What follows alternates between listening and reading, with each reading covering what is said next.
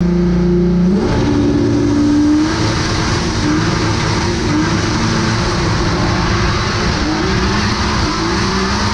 got two 12-valve VR6 engines. It's got a touch gearboxes, which are sequential, which allows me to shift them both at the same time. The past couple years, I was shifting them both at the same time, just watching my RPMs, grabbing the levers and pulling them both back. This year, I added two giant air cylinders that shift the car like an F1 car.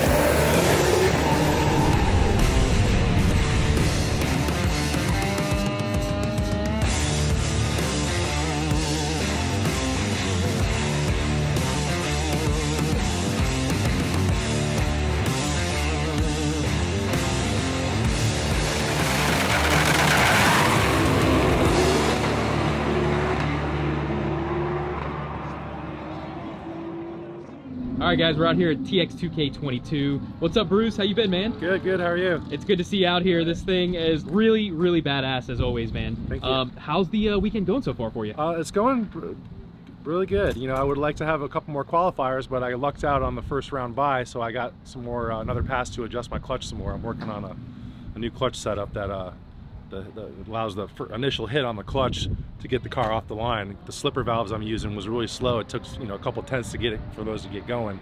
Now I'm working on something to get off the line a little bit faster, and I think it's working. So nice. We'll see how it goes. What kind of ET mile an hour were you running yesterday, today? Yesterday I got an 8.2 at 185.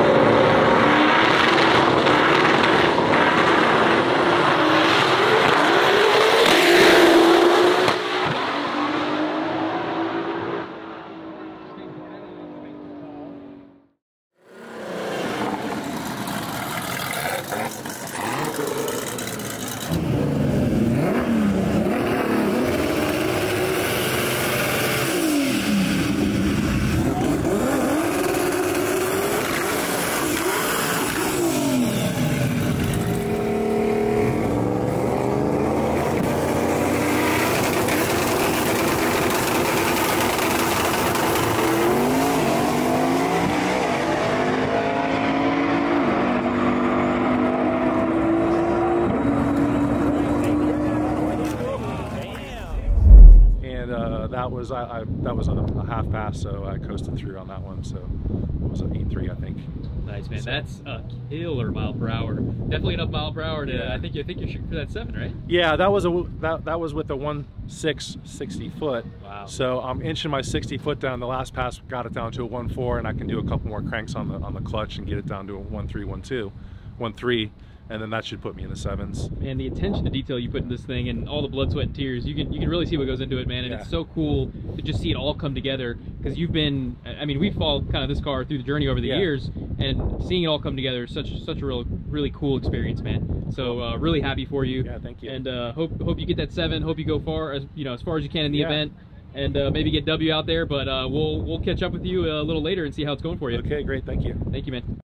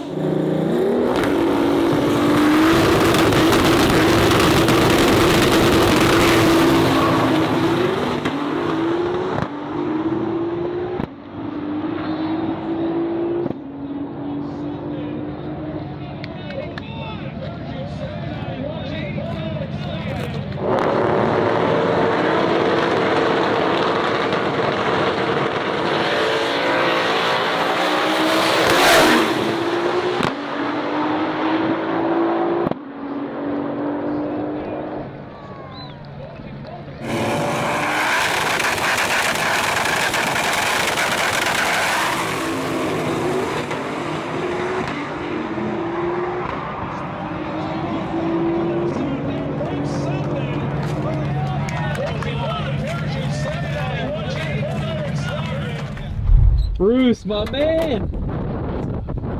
You got it, brother? Yeah, 790.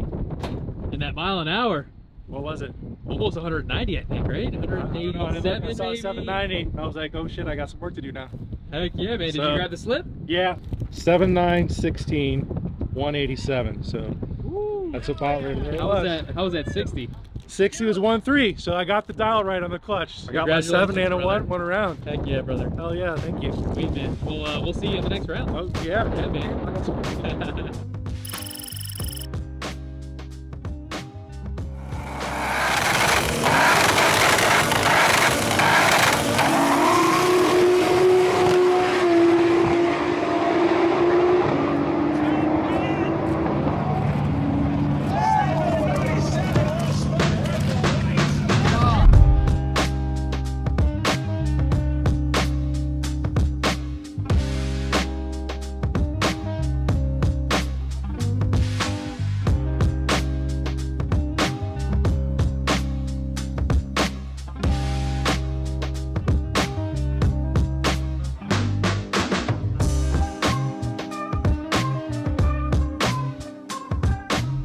A ton of people have seen this thing online in the past. It's such a popular car, but for those who haven't seen it, just give us a rundown.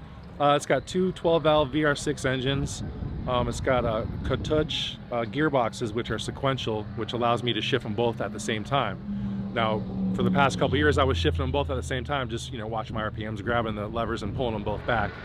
This year, I added two giant air cylinders that shift the car like an F1 car, and the Fuel Tech software takes over and gives me perfect shifts. So the rear engine tells the front engine when to shift, so it's controlled so they're synchronized shift that way, and that works. That's been working great. I don't have to let go of the button and steer the car, so that works out great, and that's how it shifts both engines at the same time. The rear motor's got an 88mm turbo. The front one's got an 80mm turbo. When the car goes down the track, it really doesn't, the front motor doesn't see much boost until it gets about to the 8th mile. So I keep the boost on the springs until the 8th mile. Then I get some aero on the front, some more mile an hour, and I'll be able to put some more power down on the front. That's wild. So man. yeah. So you're controlling all that through you're wide open and through the ECU. Through the ECU, I build the whole tune from start to finish in the Fuel Tech software, and that's how it goes. So yeah, I remember a lot more complex than most cars out here. I remember last time we talked at the half-mile airstrip, I had old Atari ECUs in there, and I was hand shifting the car, and the front wheels would just spin the whole way down the track, and I'm just fighting. I learned how to drive it that way, which is great because if I get in trouble, I can I can figure it, I can handle it up. Sure. So I wanted to find ECUs that would control the front motor off the rear wheel speed sensors, and the Fuel Tech did that, and I got traction control the whole way down the track. And that's awesome. So as much power as the front wheels can hold is how much the Fuel Tech is going to give it. Heck yeah, because traditionally, I guess obviously the front wheel drive have more traction issues down low. Of course. And then as they get going, they really get going. Yeah. So basically what's happening is I'm running all the power on the rear engine from the launch to the 8th mile, and then I'm able to add more power to the front wheels, blend that in on the back half. That's so cool. So I did a roll run in Bandimere, and I trapped a 195, and that's on a quarter-mile track. So that was like a 1320 style. That was a quarter mile. That wasn't the extra 500 feet that they got here, or whatever extra it is. I heard you mention that the rear turbo is bigger than the front. Yes. What's the reason for that? What's the thought process? Well, the 80mm turbos I had on the rear, I had them matching up front. That was maxed out from boost to the trap. So I put in turbo wheel speed sensor, so I know where I'm at on the compressor map, which is very helpful in Colorado because it's just ridiculous how much more turbo you need for a 10,000 foot D8 race. And the math showed me that I need 88 millimeter turbo for Colorado to do what I wanted to do. Yeah. So there it is. There we go. Cool, man. Well, if you can just walk around here and take a look here. This is honestly not only one of the most wild cars on this property, but usually anytime we're at a race. Yeah, it's really cool. This is one of the most wild setups we could see, man. I'll give these guys a shot on how big I'll tell you one thing. This turbo is here back here. Yeah. What kind of turbo is it? What brand turbo? It's a Garrett 88 millimeter turbo. Okay, and Garrett in front? GTX, yeah, they're Garrett SG. Nice. What I did this year on the injectors is I offset the injectors. So each injector is the same distance away from the intake valve on the intake manifold, and there's no other VR6 engine in the world that has done that yet. Wow. And that causes problems in the tune and the MBT and the fueling requirements because it's so far away. You get better atomization on 3 cylinders than you do the other 3 cylinders. So that's, you know, that from the data I got over the winter here, so that might be a game changer for me in this engine right here. So I don't know how far I can push it, but I'm gonna find that out this year. And you're doing everything yourself, right? Yeah, this is all homemade. I'm not a professional. You know, this is all the stuff I do at my home, my shop in Colorado. So we have long winters and a lot of snow days up there, so I get a lot of time to tinker around with it at night, weekends. Oh yeah, the amount of just engineering that's gone into this over the years is truly incredible, man. So props to you, man. Oh, thank you. Yeah. So you can see here. Oh, I got to point this out real quick because this is just such a cool touch. Willing to bet. So you spent a little bit of money on this thing. Yeah, man. I threw you got two of everything. You know, I don't get away from the fact that it's 95 VW Golf and it has no resale value. The only value it is to me. So, you know, I'll cheese it up a little bit if I want to. That's the most important part. Yeah, man. absolutely. So that's great. Yeah. So here we have the 80 millimeter, which is a massive turbo, but looks so much smaller compared to the other one. On hot days, I got an injector built into the turbos that'll shoot some ethanol into the turbo. Oh no way! That's so cool. So right into the front housing here. So that'll bring the intake temps down. And you got to be careful. You can't spray it on shifts on a stick shift car because the backfire will explode the manifold. Asked me, I had to rebuild 2 manifolds that way. Oh wow! So now I'll spray, like on hot days, I can spray a little bit of meth in the top of 5th gear, and that'll bring the intake temps down because that's where it's needed the most. That is really really cool touch, man. So there is a lot going on in here, brother. Yeah.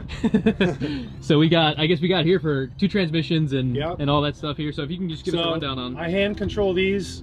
To do my burnouts, like I'll put the front in 1st gear, do a burnout, hold the rear tires. I have 2 e-brakes, one for the front, one for the rear, and then I just flip-flop them and do the burnouts that way. Then I lock them both in 1st gear. Then once they're both locked in 1st gear, then it's ready to go. Then the fuel tech, I'll bump the lights. I'll use the clutch to bump the lights like a normal stick shift car, and then I dump the clutch like a normal stick shift car. And then the fuel tech air cylinders take over, and it kicks these for me at my RPMs. I got 2 fuel tech FT600 ECUs, and then this turns off and on the air cylinder, which runs the air cylinders. What I didn't think about at first, when I was doing a burnout, the fuel tech wants to shift the gear into 2nd gear while I'm in the burnout box, which will actually shift the 1st gearbox from neutral to 1st, which stalls the car out and it looks like a fool. So I put a switch there, so that shuts off the air shifting system while I'm doing a burnout. I flip that back on and then it's ready to go. Man, that is quite the staging process. Yeah, it is. You know, I give you props for remembering all that, man. Yeah, man. The first time I brought it out to the track, you know, I broke some crap. I stalled the front motor, holding the wrong e-brake to do the wrong burnout. I mean, it just acted a fool. But once you do it 100 times. Oh yeah, muscle memory at this point, right? Yeah, everyone will laugh at you for the first couple times, but then it's pretty cool, you know, if you get it right. Oh man, heck yeah, dude. So cool to see all this come together. And I imagine it had to be such a game changer to have the air shifter set up instead of having to try to like pull them both yourself. Yeah, that's yeah, total game changer. Yeah, you know, it was great. I had it, you know, on the strain gauge. So the strain gauge, as soon as I pulled the hammer or pulled the lever down, you know, the strain gauge would trigger the ECUs. But trying to get them both to trigger at the same time, you know, it works sometimes, it doesn't. Yeah. But now it hasn't failed me yet, so I'm